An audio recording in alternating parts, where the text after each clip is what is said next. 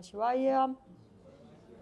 Bueno, entonces como dijimos ahorita, estamos, acabando ya así en recta final, mañana ya acaban los del profesorado y el próximo es el 7 de noviembre, se los recomiendo demasiado a todos los online, 7 de noviembre, próximo profesorado de yoga, altamente recomendado.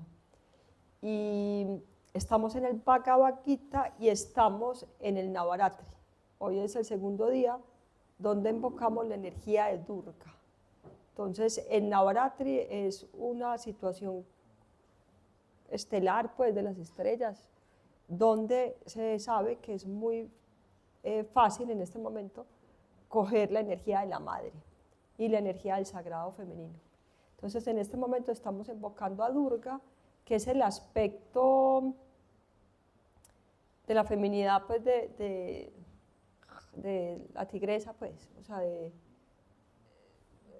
Durga quita lo que hay que quitar, es la consorte de Shiva y destruye todo lo que necesitamos destruir para florecer en el camino espiritual. Entonces es un aspecto así sí, de guerrero, pues, de guerrera, pues, lo que invocamos en este momento. Muy importante hacer práctica espiritual y invocar esta energía en este momento, es muy estratégico, pues. Y estamos también, todo parece como de casualidad, en el Bhagavad Gita. Y el Bhagavad Gita es perfecto para hacerlo con ecología védica, porque en el tercer capítulo es pura ecología védica lo que se habla ahí, pues. Entonces va súper bien, pues.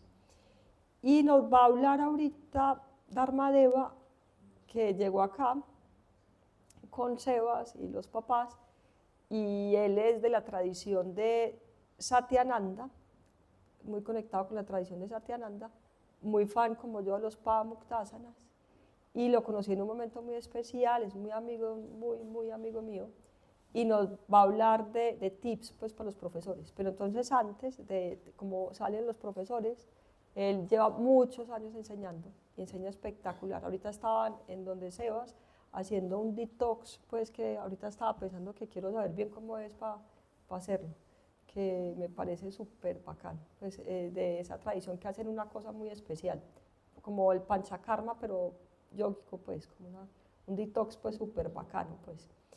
Y bueno, pero antes de darle la palabra a él, que nos va a hablar sobre eso tan importante, quiero hacer un repaso muy cortico del Bhagavad Gita. No voy a seguir adelante, vamos a seguir en las clases, pero quiero hacer un repaso cortico. ¿Quién con quién habla en el Bhagavad Gita? ¿Quiénes son los dos que hablan? Arjuna con Krishna. ¿Y quién es Arjuna? Me dicen con el dedo. Yo. Así se tiene que leer el Bhagavad Gita. ¿Y quién es Krishna? La voz superior, la voz del alma, pues, el gran espíritu, Dios, como uno lo quiera llamar, esa voz sabia que tenemos adentro, eso es Krishna, pues. ¿Y con qué verso? Bueno, ¿cómo se llama el primer capítulo? Krishna llevado, desaliento de Arjuna. Está mal llevado, sí. ¿Por qué está llevado? Porque está en una situación muy difícil, como la vida real, donde no es blanco y negro, sino que él tiene que hacer su dharma, que es guerrero, o sea, le dice a él que guerree, pues que se vaya para la guerra porque ese es su dharma, y tiene que salvar al mundo y tiene que hacer cosas que le duelen mucho, como matar familiares y matar a sus maestros, pues una situación de esas duras, pues, como cuando uno se tiene que apuntar una pierna para poder sobrevivir, pues es una situación de las de la vida real, pues, tremendas. Y él está pataleando, dice que no, y todo lo que sabemos, y toda la enseñanza, el download del todo el Bhagavad Gita arranca ¿con qué verso? Capítulo 2, verso 7. Entonces los que lo sabemos lo repetimos.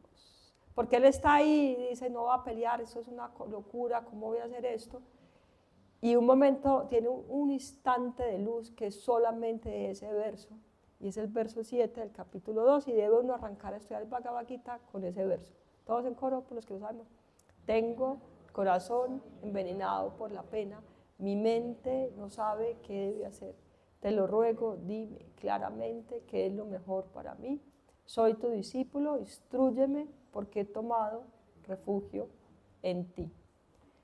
Entonces en ese momento él se da cuenta, porque él está hablándole, o sea, en vez de Dios hablarle a él le habla a Dios. Yo me veo cada rato en esa situación, explicándole a Dios cómo deberían ser las cosas, pues. Entonces un momentico se da cuenta de que esto es muy loco, es al revés, o sea, yo debería oír a Dios, pues. Y ahí solamente por ese verso arranca la enseñanza, arranca el download de toda la sabiduría. Entonces primero, ¿qué es la primera enseñanza que nos da? Los que llaman Swami los chakras eléctricos. Arranca Krishna enseñando ¿qué? Jnana Yoga, la inmortalidad del alma. Y dice, tú no puedes matar, nadie te puede matar, las almas no cortan al ser, el fuego no lo quema, el agua no lo moja, el aire no lo seca, somos inmortales, nadie puede matar, tú puedes matar a nadie, el ser es inmortal. ¿Y qué le pasa a Arjuna? No, pues se queda como muy abstracto la cosa y empieza, pues como él se da cuenta que no. Entonces, ¿qué hace Krishna? Porque ¿cuál es el objetivo de Krishna? Todo el Bhagavad Gita es que Arjuna deje de hablar bobadas y haga su vocación, su dharma. Y a través de su dharma se ilumina. Y él es muy estratégico, pues él es también Krishna es guerrero, entonces sabe estrategia, pues. Entonces primero le da esos choques eléctricos, esa enseñanza tan alta, pero luego se da cuenta que por ahí no la va a coger. Entonces, ¿qué hace? Le baja la enseñanza. ¿Y qué le dice? Usted es un héroe, todo el mundo lo admira, ¿y qué van a decir de usted? Le baja, lo reta así, pues, como a lo mundano, pues. ¿Qué hubo, pues? ¿Qué va a decir la gente de usted, pues? Todo el mundo va a decir que es una gallina, pues. Y luego ya le nivela la enseñanza a su nivel, que es ¿cuál? Karma Yoga. Y le enseña cómo vivir ecuánime en los pares de opuestos y cómo hacer Karma Yoga. Y con lo último que acabo es, mi Swami dice, si para Arjuna es Karma Yoga, porque él dice, no, yo me voy a volver el monje. ¿Cómo voy a meterme en eso? No violencia, me voy a volver el monje. Y él le dice, no haga su dharma, y es Karma Yoga. Entonces la reflexión de mi Swami es, si para Arjuna, como su principal camino es el Karma Yoga, de pronto para uno también. Acuérdense, Arjuna es el héroe más teso que hay. O sea, no era un pelagato por ahí, pues, era un mega superhéroe dármico, un ser súper especial. Y le dice, para ti es Karma Yoga. Entonces él dice, mi Swami, de pronto para uno también. Es como la reflexión que él hizo. Entonces, bueno, ahora sí le voy a dar la palabra a Dharma Deva y nos va a dar unos tips de mucha experiencia a los profesores que salen y a los que estamos enseñando, pues.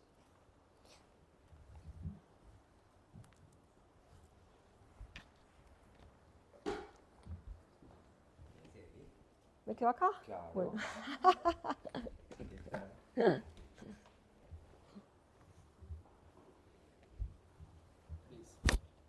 Sí, señor, si quieren.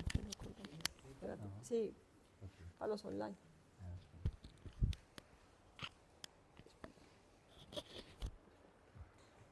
¿Y el maquillaje no? ¿Maquillaje no? Buenos días. ¿Cuánto tiempo tienen estos chicos antes de salir? ¿Cuánto? O sea, De tiempo ahorita, no. ahorita en este momento son 20 minutos. 20 minuticos, perfecto. Yo desciendo de las alturas del Bhagavad Gita, es que ayer le decía a Nirmala que hay una serie de tips que uno no alcanza a encontrar sino con la experiencia. Ustedes lo van a ver. ¿Quieren levantar la mano los que están haciendo el curso, por favor, para entender? Sí, de profesores. Okay. Y yo he tratado como de hacer un resumen de lo que yo he aprendido en estos por ahí 35 o casi 40 años de experiencia, y son cosas muy sencillas, son casi básicas, Pero una de las primeras es eso que estoy haciendo ahorita.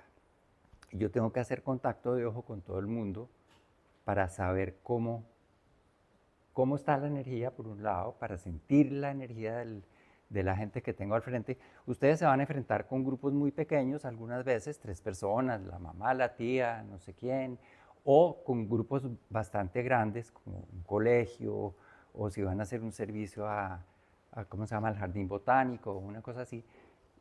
Uno tiene que hacer sentir a la persona que está ahí que uno la vio, de alguna forma, incorporarla a la energía del grupo. Esa es tal vez la primera y es importante porque cuando ustedes están allá y yo hay alguien a quien no miro nunca, por la posición o por lo que sea, hay que voltear la cabeza físicamente, ¿sí? Y es que aquí hay uno detrás de la luz que yo no veo, pero si yo no toco en un momento dado la presencia de esa persona se siente como rara, ¿cierto? Esa es una bobada. La segunda, su mejor amigo para una clase normal es esta. Ustedes pueden estar muy entusiasmados como profesores que yo les voy a enseñar tantas cosas y hay que planear la clase naturalmente y hay que estar muy pendiente del tiempo, sobre todo en estos días modernos en los que todo el mundo tiene un horario que cumplir antes y después. Entonces el reloj, a ustedes les parecerá una tontería, ¿sí? Pero si uno tiene la clase de 6 a 7, no se puede ir hasta las 7:10 sin preguntarle a la gente, porque la gente tiene esos 10 minutos para agarrar el transporte y llegar al otro lado para donde va. Entonces, este es su mejor amigo. Y ese mejor amigo, yo no sé, las clases usuales, digamos, son como de hora y pico o 1 hora.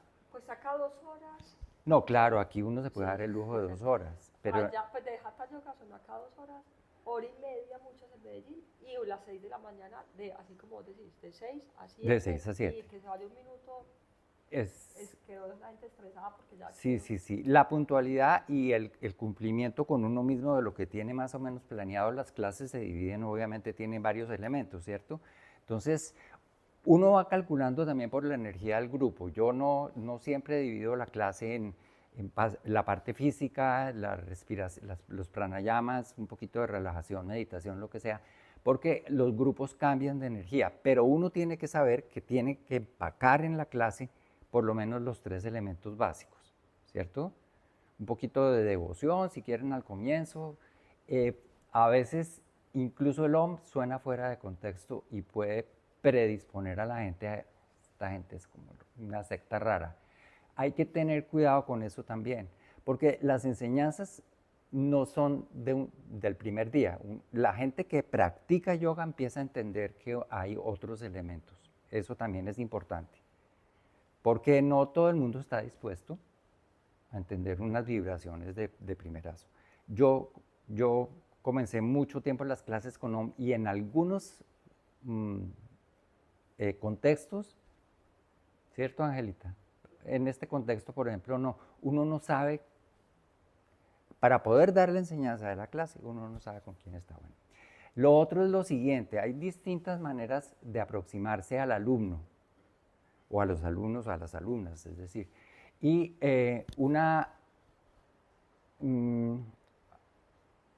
iba a lo siguiente, la clase no es para el profesor. Cuando al principio, cuando uno está ligeramente nervioso, no tiene toda la experiencia, uno está muy centrado en uno mismo, pero resulta que la gente viene para que uno le enseñe lo que se supone que sabe.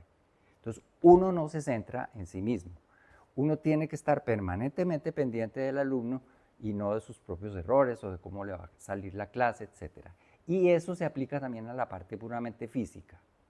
En mi tradición, yo no me acuerdo si tú dictas la rutina Rishikesh, por ejemplo, ¿tú misma demuestras?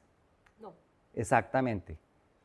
Cuando uno tenga que demostrar, tiene que buscar a alguien o hacer primero la demostración y después estar con el alumno.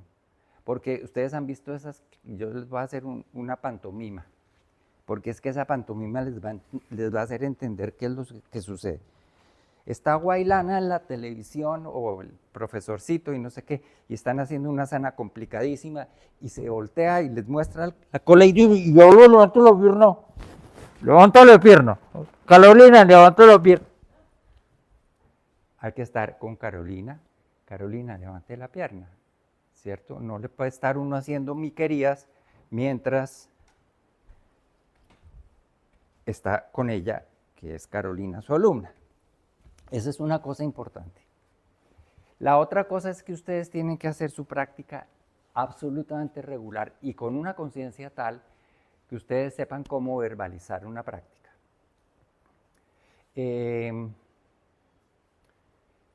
La vela, ¿cómo la llaman ustedes?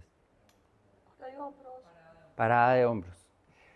Ustedes tienen que saber en la vida real cómo hacer desde cero hasta el final, entrar a la práctica, postura inicial,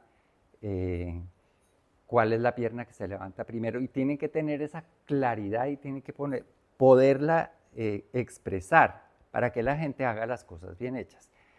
Les decía, si ustedes van a demostrar, demuestren primero, se puede a veces, ¿cierto? Si no hay con quién, o si la práctica es muy compleja porque tiene un giro a la derecha y entonces pone uno la pierna aquí, no sé. Eso hay que separar la demostración de la dinámica real de la clase. Digamos, eso es importante.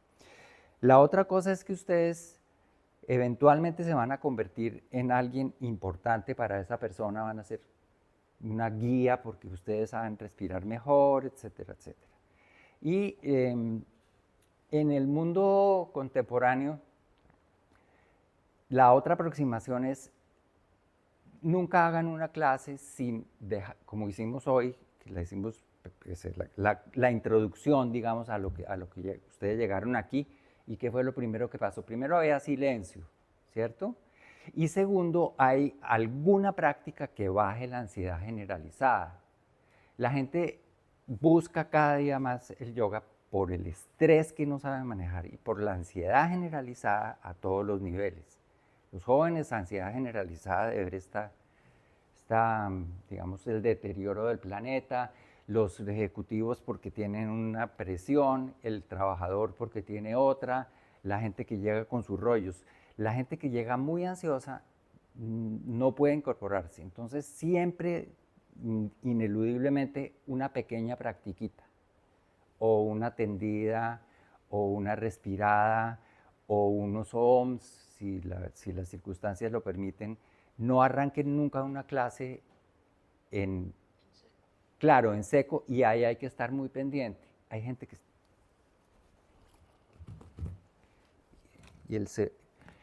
Uno le descubre la ansiedad a la gente por los movimientos físicos, por las facciones, por la respiración. Hay que estar pendientísimo de la respiración. Yo cuando tengo 7 alumnos estoy, pero por práctica, porque me propongo a eso, sé exactamente cómo está respirando cada uno. La respiración es como su feedback de profesores. Si ustedes no se fijan en alguien que está acostado, por ejemplo, ustedes hacen Shavasana también, ¿cierto? Claro, desde luego. Si ustedes ven que la respiración de alguien está agitada, ustedes tienen que estar pendientes de la respiración, porque están pendientes del alumno. Y la otra, cambiando un poquito de tópico, cuando ustedes hagan meditación, ustedes, por lo menos en mi tradición, no pueden cerrar los ojos. Ustedes están para el alumno. Entonces, el profesor o la profesora que llega, cierren los ojos, no sé qué, si vamos a hacer una meditación, angelitos rosados, y ponen una musiquita detrás y unas cosas muy bonitas. La profesora entra en profunda, no sé qué, y una de las cosas que hizo la profesora hace llorar a Carolina, y Carolina está emperrada llorando en silencio porque le da pena llorar. Y la profesora ni se entera. Ustedes no pueden hacer eso. Uno tiene que abrir los ojos y estar de para adentro haciendo la práctica, pero si ustedes no tienen conciencia de que a alguien se le movió algo emocional fuerte y la persona está sufriendo y ustedes no se han dado cuenta, es una pequeña vergüenza, ¿cierto? Bueno, básicamente son esas tonterías, pero sí. ¿Qué haces en ese caso? Estás en una meditación grupal y alguien está mal, ¿cómo se actúa ahí? Sí, ¿cómo se actúa?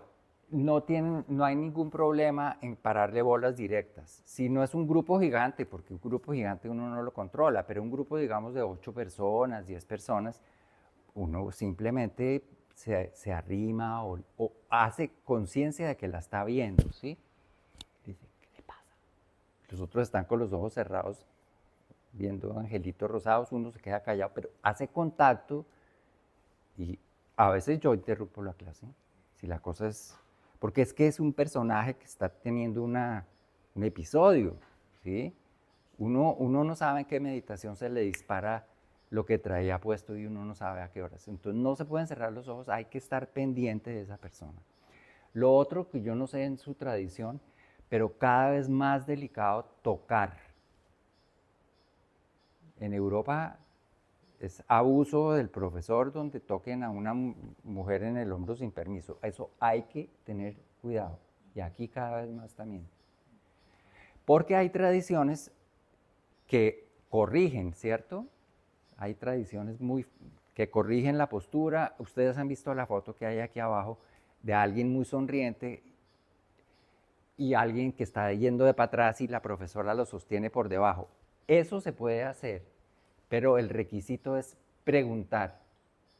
Y jamás, como dicen los ingleses, que son los más histéricos de todos, ¿sí? En ese sentido, en ese sentido, en ese sentido. No, en ese sentido. Y déjenme explicar, por eso pongo el chuzo y después lo quito. Hay que tener enorme respeto con la zona del bikini, enorme respeto.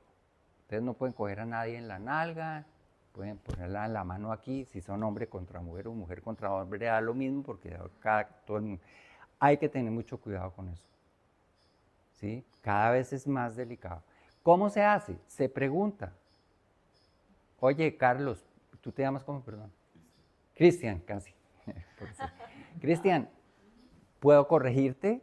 ¿Puedo tocarte aquí? Y lo otro es cuando la gente está con los ojos cerrados, uno no toca, y mucho menos cerca a las zonas psíquicas, aquí o aquí. Uno no toca porque cuando uno está con los ojos cerrados, los pranas están en una actividad, pues es decir, cuando uno está haciendo alguna práctica de interiorización, lo que pasa es los canales están abiertos, el sistema nervioso central está manejándose. Si hay un mínimo de interiorización y están en ondas alfa, los pranas están inmensamente sensibles y organizándose. Si ustedes tocan, producen una conmoción que puede durar un tiempito. Entonces, siempre suavecito, la voz, si ustedes tienen algo que decir, se arriman, nunca poner la mano ni aquí para despertar a alguien de un yoga nidra, por ejemplo, si se durmió, los pies o el nombre, nunca una mano de ole. Ustedes se imaginan estar uno en ese universo allá abajo y que le aparece una mano amenazante aquí, hay que tener cuidado con eso. Son básicamente aparentes tonterías, ¿cierto? Pero esas cositas hay que hacerlas.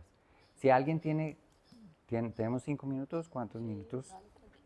Si alguien tiene preguntas concretas sobre la enseñanza de yoga a mediano y largo plazo, no sé en qué puedo ayudar. Vos dijiste de 3 elementos que uno es la devoción y no dijiste los otros dos. ¿Cuáles serían? Que dijiste que hay 3 elementos muy importantes en la clase y uno es la devoción, que si puede ser el Om, pues si se puede, podría ser, pero no dijiste los otros dos. No, es que dije después todos los demás. Ok. Sí, no, es que 3 era un decir. No, 3, y yo muy colombiano, muy desordenado, entonces 3 era un decir de pequeñas cositas que pueden ir mejorando la calidad del profesorado. La otra cosa, y yo insisto en que si ustedes no hacen su propia práctica con verbalización de qué es lo que estoy haciendo y qué es lo que estoy sintiendo, pues no pueden transmitir, evidentemente, ¿sí?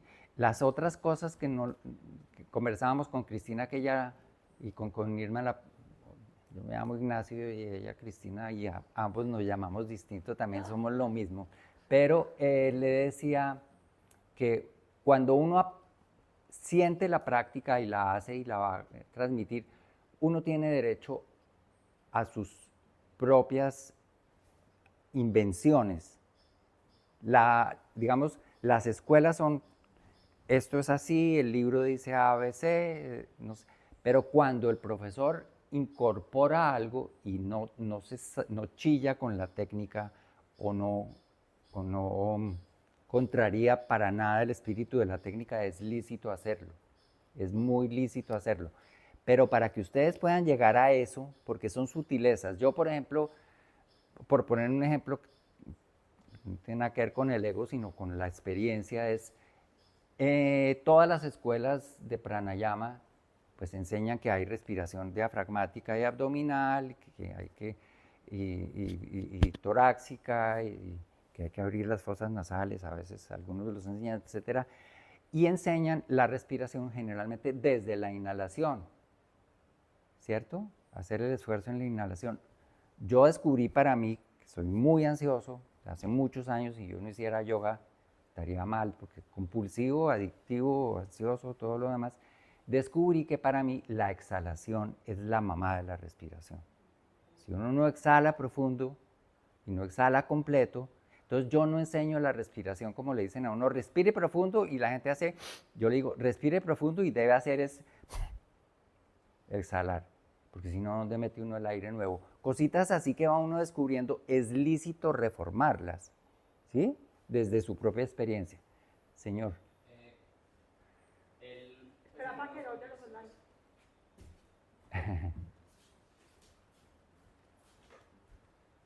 En los contextos en los que no se pueda utilizar el OM, pues porque sean pues como Sí. más abiertos, ¿cuáles estrategias se pueden utilizar? Porque por ejemplo nosotros el OM es muy importante Claro. en toda la rutina. Claro. Entonces, ¿qué se puede incorporar?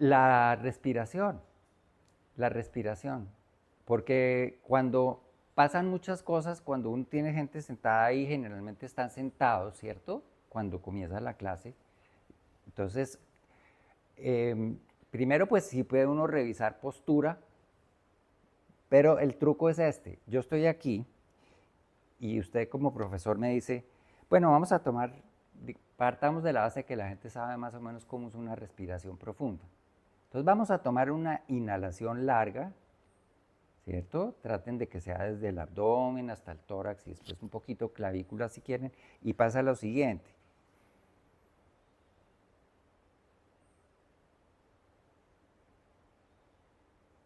La gente se queda con la columna recta y suelta el aire. Insistir en que suelten todo el aire durante las 3 o 4 primeras respiraciones, eso es inmediato. La conciencia de la respiración, ¿qué hace? Cuando la respiración está autónoma, está en cerebelo, y entonces uno está instintivo, es decir, está en su más cruda realidad. Cuando uno hace conciencia de la respiración, pasa el control a la corteza. Entonces, eso ya es suficiente como para que la gente sienta que llegó. La gente no sabe respirar ni se acuerda que respira y se asusta a veces. Uno le dice, observa tu respiración. Ay, es normal que me ahogue. Pues vamos a pelear eso, a ver cómo le va. Si es normal que se ahogue estando viva, tal vez sí. Tal vez sí. Entonces, la respiración es una de esas, porque como no hay mucho más, ¿sí? Lo otro es, pues, si quieren cantar, es que ustedes no son de esa generación, una canción, pero no, la respiración. Conciencia de la respiración ya pone a la gente en otra onda, y si es conciencia de la respiración larga, sin necesidad de entrar, si conocen ya cómo es la respiración, pues chévere. Si no la conocen, pues como recordarle a la gente que respira, cerrar los ojos también. Y hay otra muy importante, y es la quietud. Porque como el cuerpo está inquieto, manda en enorme cantidad de señales al cerebro. Y cuando manda enorme cantidad de señales, el cerebro tiene necesariamente que trabajar y se alborota. Y se alborotan pensamientos a la vez. Entonces, entre menos señales le mande usted de motricidad, el cerebro tiende como a bajar un poquito su actividad y la gente se siente un poquito más sosegada. Entonces, Ahorita en este taller hicimos casi todas las prácticas, las hicimos comenzando con, trate de aquietar el cuerpo. La gente no, digamos, los principiantes no tienen mucha conciencia de aquí hay movimientos involuntarios, ¿sí? Esos movimientos involuntarios mandan señales al cerebro. Si usted hace una pequeña inmovilidad, una pequeña práctica de, ok, invéntese que es ese árbol hermoso que está ahí, aquíétese, cierre los ojos y respire, ya la cosa introduce. Ahora, lo último que sucede cuando uno no es parte de la tradición, digamos así, es la parte devocional. Es lo último que sucede, porque pues es un resultado en realidad. Lo que pasa es que nosotros tenemos los tips, ya tenemos maestros, ¿cierto? En una tradición, entonces tenemos ese adelantico, pero la gente no. Los maestros van a ser ustedes, entonces hay que ir poco a poco. Sí, yo que quedé con la inquietud también de lo que preguntaba Cristina. Espera. No, buenos días. Es que quedé con la inquietud de lo que preguntaba Cristina, porque es cierto, al inicio usted está explicando que como profesor no quiere como enseñar de todo, pero como hay un tiempo limitado. Ah, sí, ya me acordé. Sí, señor, tiene toda la razón. Es la división de la clase, ¿cierto? Es la división de la clase. Uno siempre en una clase debe tratar de dar la parte puramente física, la respiración no puede faltar, y una pequeña o meditación o relajación o ambas, y la devoción de la que hemos hablado viene después, porque al final la gente está lista como para sentirse conectada, entonces hace una pequeña visualización o le dice a la gente, yo cuando tengo grupos de católicos les digo, este es un buen momento para hacer una oración, ¿sí? Y la gente entra en eso y ustedes les hicieron un regalo de una clase empaquetada en 1 hora o en 1 hora y media que les sirve para el día y les sirve para la vida eventualmente. Eso es más o menos eso. Creo que quedan como 5 minuticos nomás. Sí.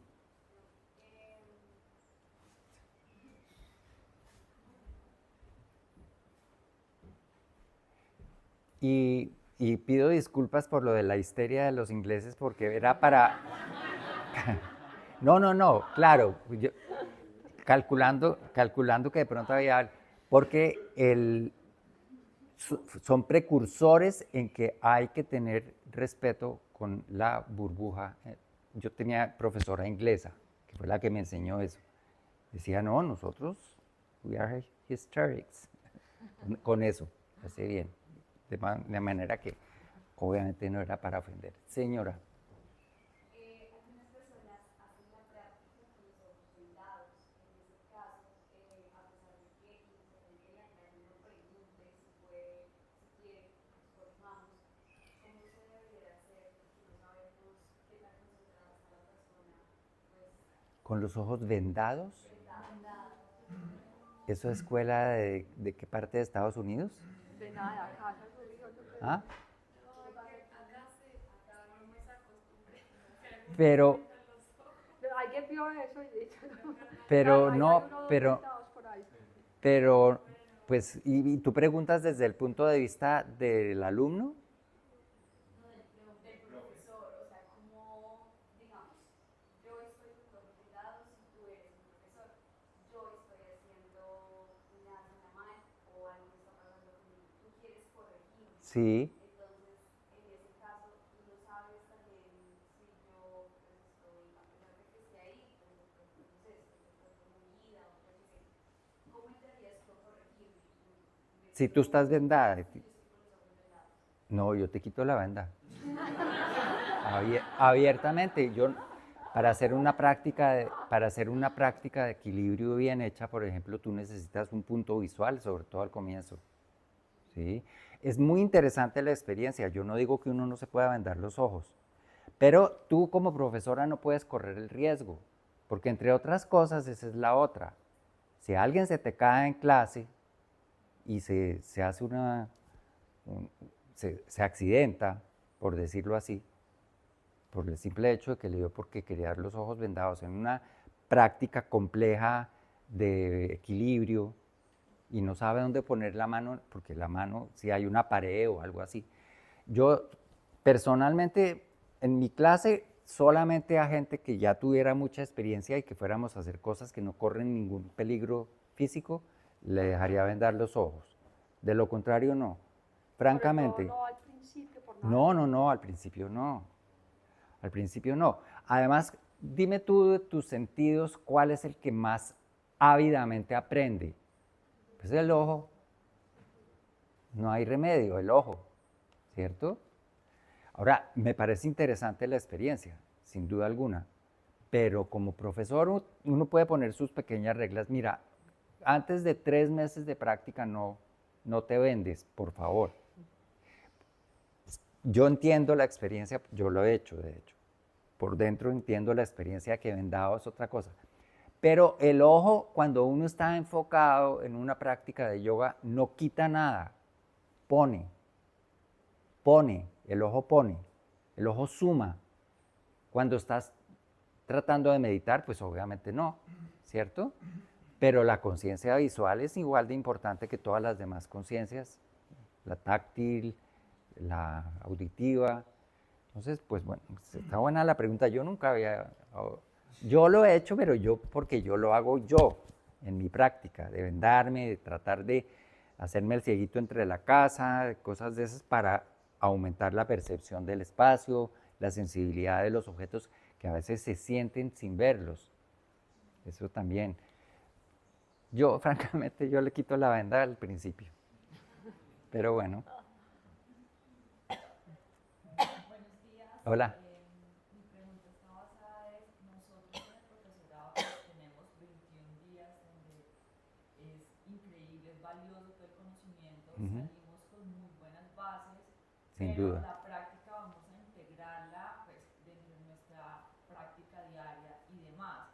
¿Cuál sería la recomendación dentro de esa transición de hacer mi práctica, integrar, entender las posturas, los movimientos, los puntos energéticos a esa transición a enseñar? Porque digamos que pues es una gran responsabilidad estar parado allá, ¿no? Eso es básicamente. Sí, lo es. Básicamente, ¿cuál sería como esa transición entre la práctica personal y empezar a enseñar? Esas cosas no se pueden acelerar mucho. Lo que hay que tener es cierta humildad al comienzo. Uno no enseña sino lo que realmente puede experimentar y lo tiene relativamente incorporado. Los 21 días son la semilla de algo que puede desarrollarse enormemente, ¿sí? Entonces uno tiene que estar permanentemente estudiando, si quiere para más filosofía, por ejemplo, si le interesa la cosa, estar sobre todo haciendo su práctica. Yo, pues no sé si será porque yo tengo ese carácter, pero ¿cuántos años llevaré yo haciendo yoga? Por ahí 38 años haciendo yoga.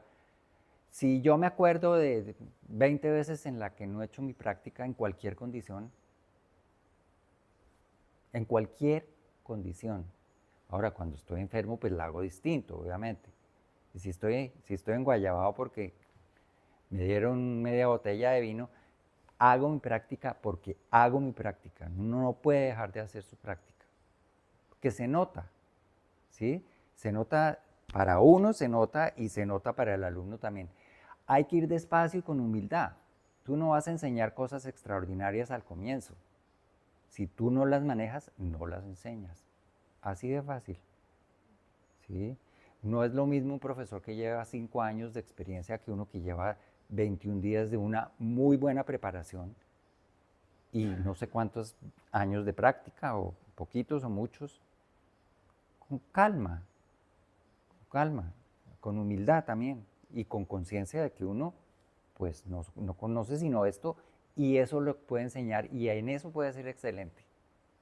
En lo que uno sabe, que conoce y que puede, sí, uno es excelente.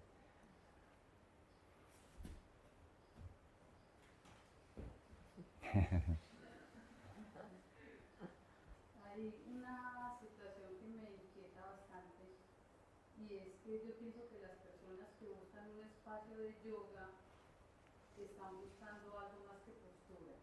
Sí, claro. O sea, pienso que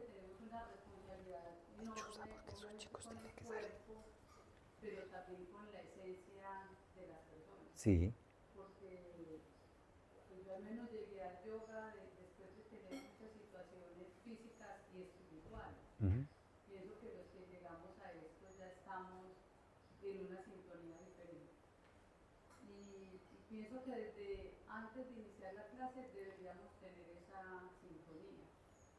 Yo particularmente voy a las clases de yoga en el jardín botánico y hay veces veo que los profes llegan muy carrereados, muy, sí, y entonces yo reflexiono y digo, yo no quiero que mi profesor de yoga llegue así, porque yo estoy buscando es como sí, calma, como tranquilidad. Entonces yo pienso que el profesor debe llegar con tiempo suficiente para que pueda hacer esa conexión de la que tú hablas, porque ese Sí. inicio me parece que es muy mágico sí. para poder tener una buena práctica.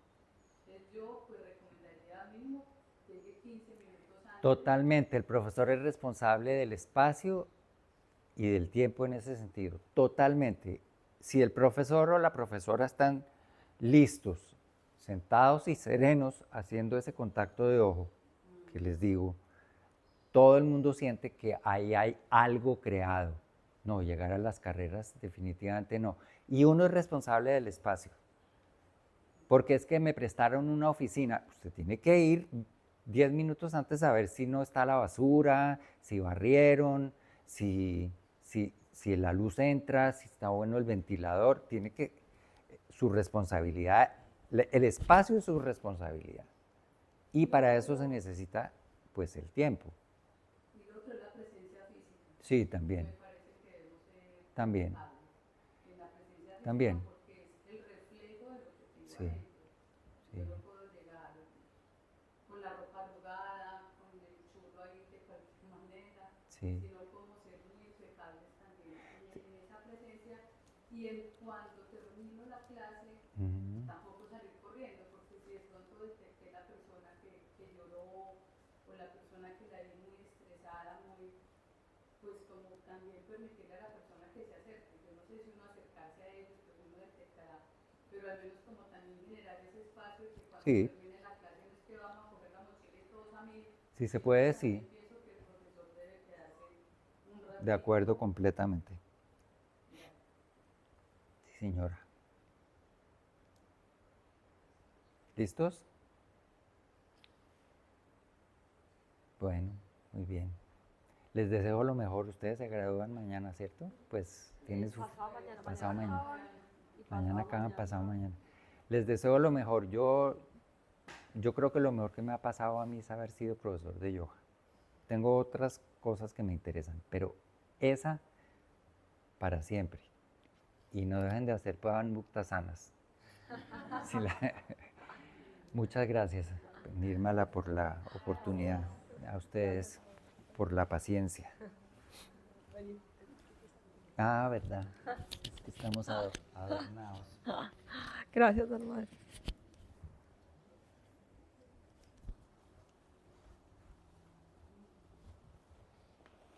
Espectacular. Bueno, aprovecho para hacer ahí me dio una, ¿cómo se llama eso? Papaya para hacer un anuncio muy bueno. Y es porque todos sabemos que hay un desorden sexual en el planeta muy fuerte. Y en Medellín, pues, no podemos esconder, pues estamos tratando de poner todo lo bonito y todo eso, pero hay una cosa pues de, ¿cómo se llama eso? De tráfico de sexo, unas cosas pues que uno trata de no, pero es muy fuerte. Entonces les pregunto, y se hacen cosas represivas muy tesas. Pues por ejemplo en España ya ningún hombre puede echar los perros porque lo encarcelan. Pues así cualquier cosa lo pueden demandar, bueno. Y está llegando pues como en represalias muy fuertes, ya digamos hasta en Medellín están pues que hacían unas cosas con los niños y toda la cosa y la policía está poniendo las pilas duro, muy bueno, muy importante. Pero ¿qué pregunta un yogi?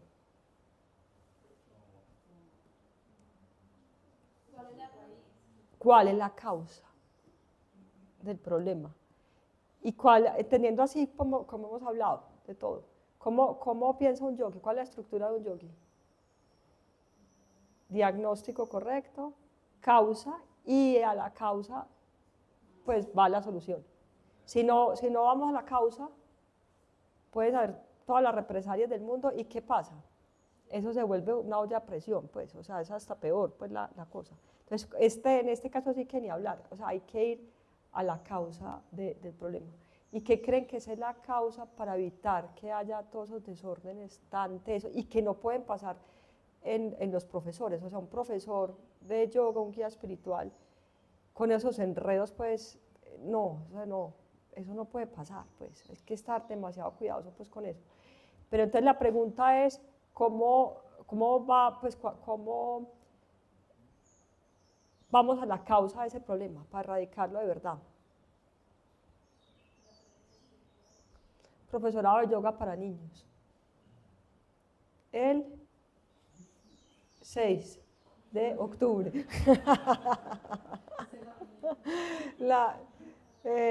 Si los niños antes de tener un orgasmo conocen la meditación, el mindfulness, el yoga, no hay desorden sexual.